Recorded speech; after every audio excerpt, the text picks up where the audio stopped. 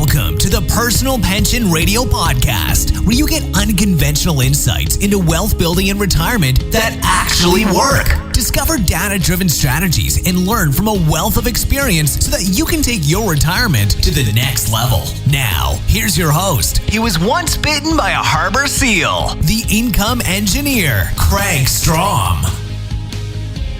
Thank you, as always, for an excellent introduction, Tosh. Now, you are on Personal Pension Radio. You're listening to Personal Pension Radio, the show that's all about helping you balance your retirement plan, your retirement savings plan, so that you can actually exit your business or retire with your lifestyle. And by lifestyle, we mean income. To be able to actually exit with your income intact. Because remember, lifestyle is driven by income. If you don't have the income, you don't have the lifestyle. And we want to help you with the experts, the advice, the guidance that you need to bring your plan together to make sure that you can get all the way through both sides of the journey. What we mean by that is that the retirement journey is like climbing a mountain.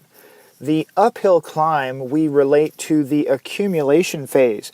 This is where you are saving money, that you are accumulating assets, you're buying real estate, you're putting money in a 401k. The uphill climb is accumulation. The one thing that you're trying not to ever do on the accumulation phase is distribute money. Well, the distribution phase is the downhill side of the climb. And when you start into the distribution phase, the rules change. We want you to know that there is a specific way to plan for both sides of the journey and make them work together so that you can have the best possible lifestyle when you exit. So before I forget, I want to add a short disclaimer. Now, we'll have an additional disclaimer that's very important to pay attention to, but the disclaimer is don't listen to, or listen to it, but don't act on financial advice that you hear on the radio or on the internet or television. Make sure that you are sitting down with or on the phone with a financial planner who is licensed, who is approved to actually sit down and go over your specific situation. It's really important that you don't just act on financial opinion or financial advice that you hear on the radio. Make sure you talk to a planning professional that is actually licensed, regulated, certified, that can give you that personal touch. Now, of course, we offer that through Personal Pension Radio. You can go to the website, receive a consultation. We can work with folks and talk to folks all around the country, depending on your state. We can talk to people just about anywhere. So now, what I want to go into today is I want to just a short episode today, because there's just a couple of things that have happened with clients of mine recently that I just have to share with the audience. And I want to make sure that I preface this by saying I'm not zeroing in on a particular investment or a particular investment vehicle or commodity to pick on it. I'm only referencing it because it happened personally with one of my clients.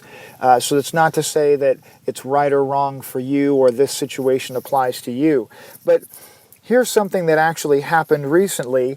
I'm recording this just after we've had some serious turmoil in the stock market in the United States. The stock market in the United States has taken a pretty severe hit in the last few weeks, and that means it's a perfect time to start going after folks who are panicking.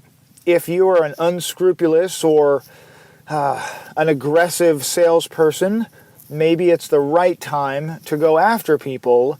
I guess that's what people are thinking, because it is happening more and more. So I get a phone call from one of my clients who happens to be a seasoned citizen, husband and wife, both in their late 70s, early 80s. And for some reason, they have found themselves on the radar for some sales desks that are selling commodities, specifically selling gold and silver. Now again, I don't have a problem with gold and silver or anything like that. Keep in mind, this is just a specific experience that I want you to be aware of. And it seems to be much more directed towards senior citizens, folks who are actually already retired and getting up there in years. So pay close attention to this. This may not be you, but have this conversation with mom and dad, grandmas and grandpas, great-grandmas and great-grandpas, because this is happening to them. I've seen this before. I had not seen this specifically related to commodity solicitation or investment solicitation. I've seen this kind of, I want to call it an approach, maybe not an attack, but it almost feels like a very calculated attack, a calculated move towards this particular age group. And what happened is my client, she was watching the news, which she didn't really need to watch, because she didn't need to watch the financial news as the stock market was falling apart. She really wasn't at all affected by that, because her income and her savings and all of her planning is completely insulated from any stock market turmoil. So in her case, now remember, very specifically, this is related to her case, all of her income sources are guaranteed, all of her assets are guaranteed, everything is situated so that the stock market has no effect on her whatsoever. And yet, she's watching the news, and I believe it was Bloomberg or Fox Business News, and she sees the stock market's falling apart, and oh my gosh, it's not good. Well, somehow she ended up on a phone list, a robo-dialer list, and this robo-dialer ended up getting her on the phone with a broker or a salesman for a company that sells gold. And this sells physical gold. And this is a very well-known company. It's been around for a long time. I've just never had any particular dealings with clients that have actually ever had this happen. So this person, through the robo-dialer, did get my client on the phone. And a short time later, after essentially capitalizing on the fear and the commotion around the stock market, the United States stock market suffering, remembering, of course, I just mentioned, she has no risk whatsoever from the markets. She has no exposure to that. And yet, within a short time, in less than 45 minutes or so, this individual that had gotten in touch with my client convinced her to make a purchase of physical gold. Because gold, and now this is the sales pitch of the person that was talking to my client, was going to be an insulator. For economic turmoil, gold would always be a good hedge against the stock market going down, or a variety of different other things. Please remember, gold is a good solid place. If it fits for you, if you understand it, gold could be a very good thing. Now, in the case of my client, here's ultimately what happened. Ultimately what happened was she made a purchase over the phone for physical gold. And I was coming for a visit. Luckily, on that day, I was actually coming by for a visit to see them, to review their planning and go over some situations that they had come up in their life. And she mentioned, "Hey, I bought some gold today." And I said, "Well, that's very interesting. Do you have any paperwork?" "Oh, yes, they emailed me a purchase confirmation." So we took a look at the purchase confirmation, and there on the purchase confirmation, I was very surprised to see that they had actually published right on their confirmation statement. They had published how much the price of gold would have to increase in order for her to break even. That was the part that really caught my eye, because I wasn't necessarily concerned about the idea that she had purchased gold. There's no problem with that. If she wanted to hold on to gold for a long time, she could do that. And it could very well be a good purchase, maybe. But in her situation, she didn't need it, but she didn't need it not to have it. So now, on her statement, it said that she would have to see gold rise 38% to break even. 38% to reach a break-even point. I was surprised. I thought there's no way that's possible. That's just ridiculous. I mean, to make a purchase that guaranteed you have no rate of return or no gain on this thing unless gold rises 38%. Wow. So we got on the phone with this particular company that had sold her the gold. I got on the phone, she got on the phone. We talked to the same person, who I have to say was very professional, very nice, and asked him to explain how this made any sense. And he walked us through the details of the calculation and how the purchase was made. And sure enough, in order for this client to break even, gold would have to rise by 38% from the date that she purchased it on that day. Okay, so this particular client, again, has no need for the purchase of gold. She does not need a hedge against the market turmoil. She already has the ultimate hedge in place, where she has no impact from inflation or from the effects of inflation, even, because she has an income that's much higher than what she needs. She doesn't have any risks from the stock market going down. She doesn't have any income risks. So gold was really an unnecessary purchase. And the scary thing is that within 2 weeks of the purchase that she made, gold actually dropped a significant amount. I mean, so she had a 38% break even on the day she purchased it, and then gold actually stepped down. Now remember, what I'm saying here is not at all that gold is bad. Not at all. Gold can be good if it fits well for your specific situation. In this case, for this particular client, my opinion, this is just my opinion, my feeling on this is that this was something where a company clearly preyed on the hype in the news, and they preyed on a senior citizen, somebody who was easily flustered by the stock market and the economic turmoil, and they sold them what they claim to be a solution to that problem. So if you've got family out there, senior citizens, as I love to call them, seasoned citizens, make sure that you're having these kind of conversations. They shouldn't be taking phone calls from people who are coming inbound to them, soliciting them, okay?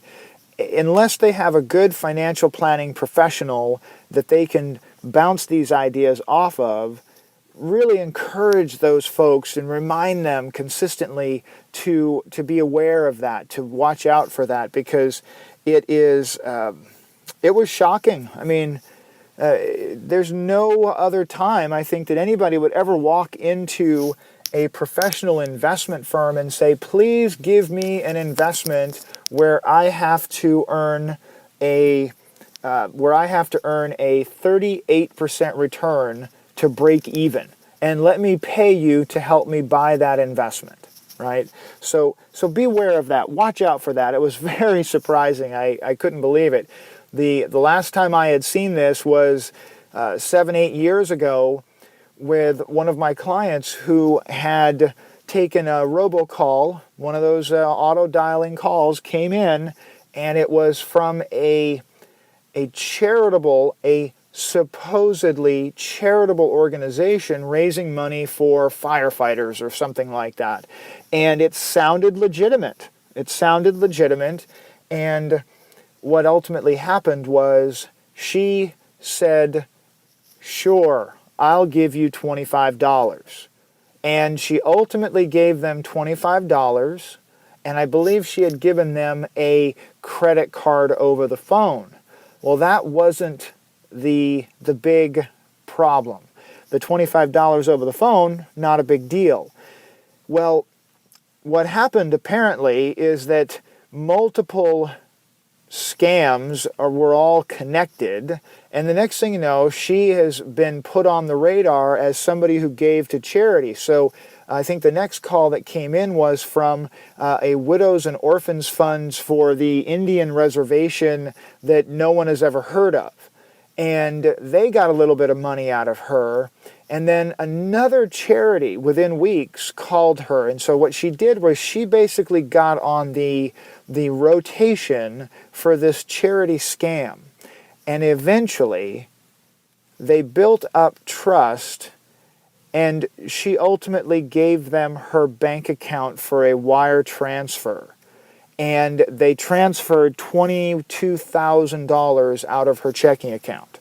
Okay, so I'm not at all saying that this gold company was like that. That is not at all what I'm saying. I'm suggesting just that the environment that we're in with some people allows for the scare tactics to really take effect, where we can say that, oh, look how bad the stock market is, you better let me help you, and or you don't want to let the widows and orphans go hungry, do you? Those scare tactics, I think, really they're something that we have to be aware of. Make sure that your family, you're talking about these things so that you can keep an eye on each other to make sure that you're not falling prey to these things. So now, the second piece that I wanted to go over here, that this was a expert advice. This actually happened over the weekend here, and I was listening to this, and it just struck me that there was a financial entertainer on the radio in a big metro market, and he has a strategy that says buy, hold, and sell. I really actually appreciated hearing this from this particular financial advisor, because so many times we've heard the idea that you should buy and hold and hold and hold and hold, and we never talk about selling. And this particular financial advisor was actually really putting forth the idea, I think a very well-balanced idea, personally, in my opinion, that this buy, hold, and be prepared to sell when necessary so that you can preserve your position. Now, all of that I thought was really solid. However, this weekend, as I'm listening to his show for a period of time, I was driving into Los Angeles this weekend, where I was taking a family pet, not our pet, but someone in our family has a small dog who is paralyzed, and I was actually taking this little dog into Los Angeles to get him fitted for a wheelchair, which turned out very well, but it was a long drive. So I'm listening to this financial guy. He's not a financial entertainer. Let me make sure to be specific. He's actually a licensed financial advisor. He's actually a licensed professional, solid guy. Okay, but he said something that I think should be clarified. He talked about buy, hold, and sell as a retirement strategy, and that's what really caught my attention. Buy, hold, and sell is an accumulation strategy. It really should not be discussed as a distribution strategy.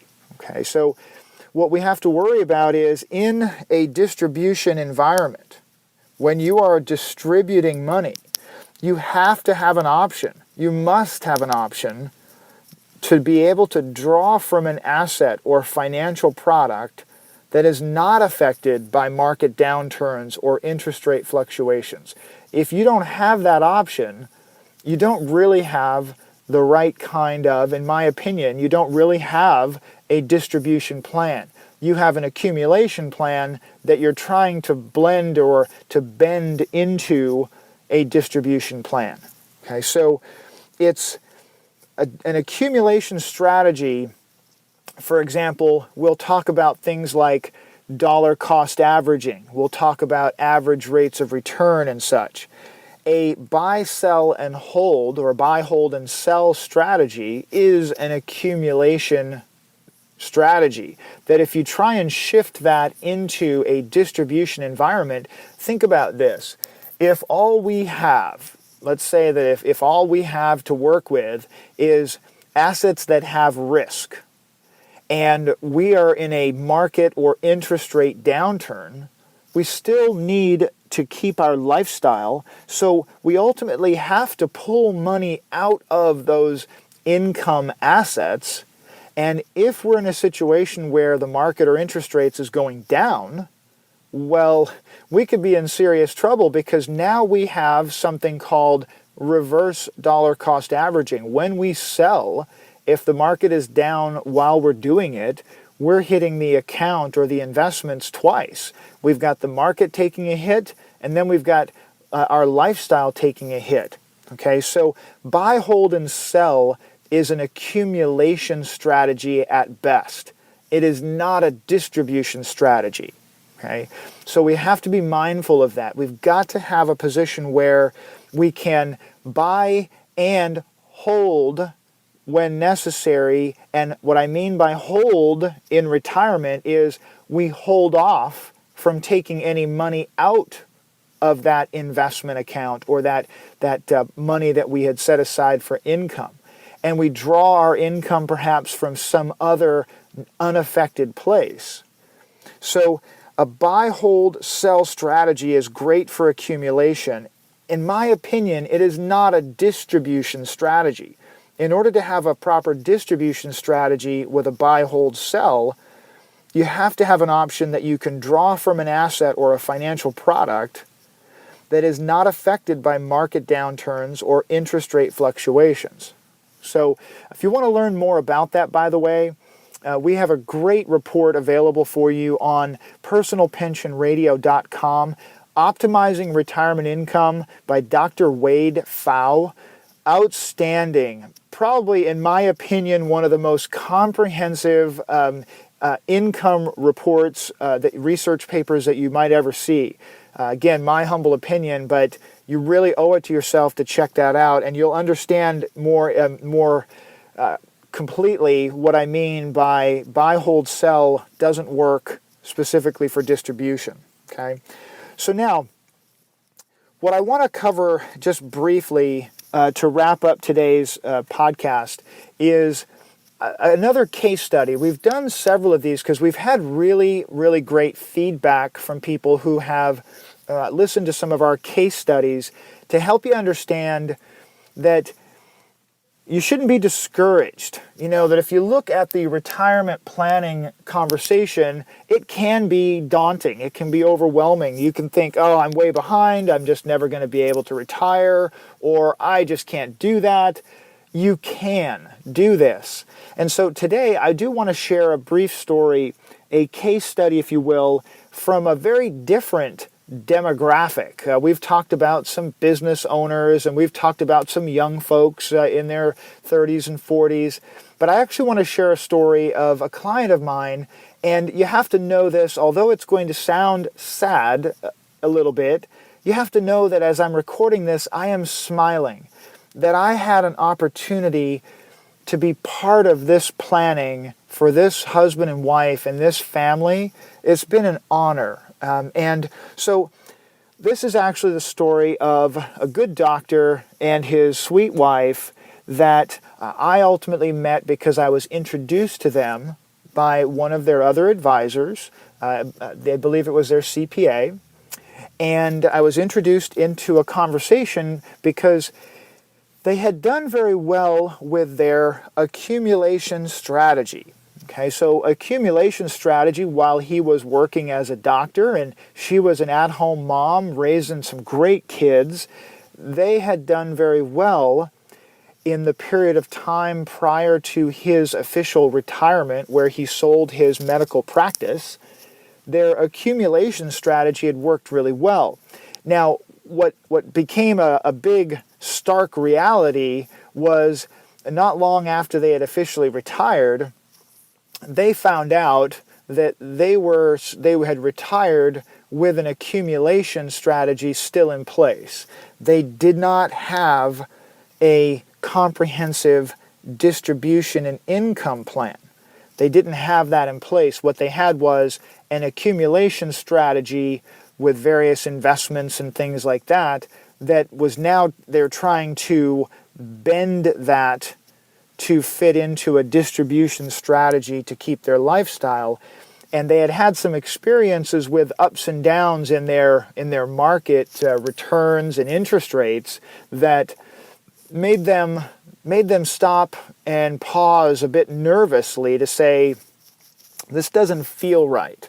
They got a little nervous, and that's where I came into the picture. And we sat down and started a conversation about what they were looking to do, and they ultimately really wanted to know that their income was secure.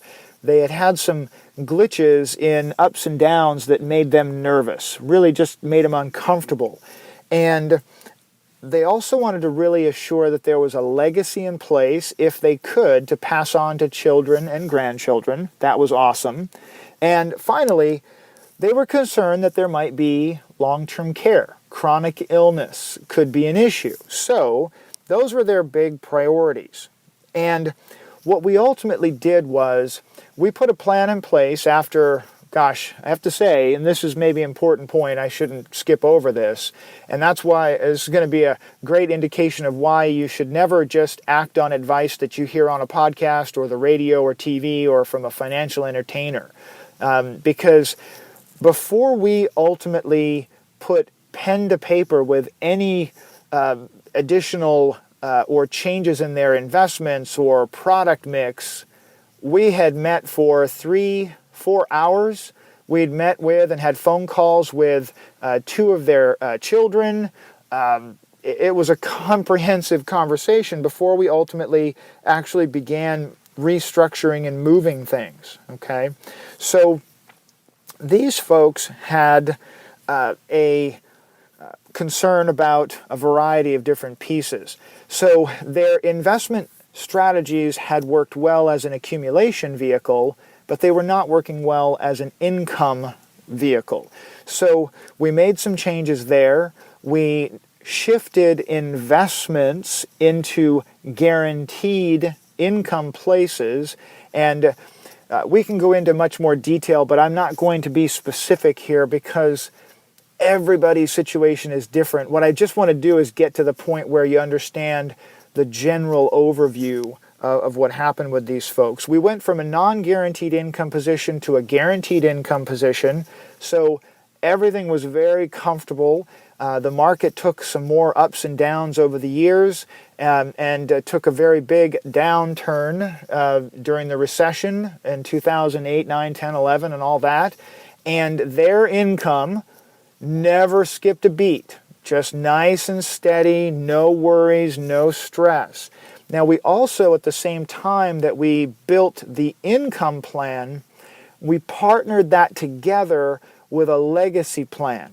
We partnered it together with a legacy plan that it did involve using a certain type of permanent life insurance. So we used guaranteed income vehicles and permanent life insurance that came from life insurance companies, okay? And we put those in place, and the balance between those two things created so much just security and comfort for them. It took a lot of pressure off of the two of them, okay? And then we also got long-term care planning in place. And that long-term care planning in place was a fantastic fallback that just said, if they ever needed long-term care in any way, they would be taken care of at home with no worries. They would have plenty of coverage to receive top-notch care at home. And finally, they had, as an additional backstop to all of their planning, they had their home paid off.